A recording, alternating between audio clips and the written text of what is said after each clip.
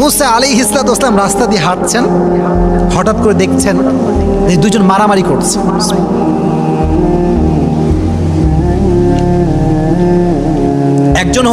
একজন হচ্ছে মুসা আলাইহিস সালামের বংশের লোক, আর একজন হচ্ছে বাহিরের লোক।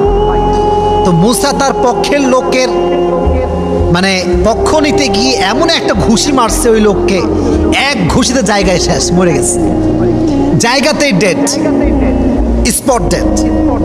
এখন বলেন তো, হত্যা করলে একটা রাষ্ট্রীয়ভাবে শাস্তি আছে না নাই? সে মারা গিয়েছে। এই খবর আসে ফেরাউনের কানে। ফেরাউন বলছে, কি এত বড় সাহস, হত্যা করে ফেলেছে, ধরো মুসা কোথায় মুসা।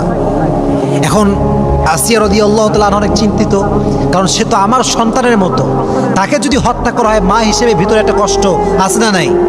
কষ্ট পাবেন তিনি। তো বললেন যে ঠিক আছে, আমার রাজ্যের একজন লোক দরকার যে মুসাকে এই পেগাম দিবে যে মুসা যেন রাষ্ট্রের এই প্রাসাদার ফিরে না আসে।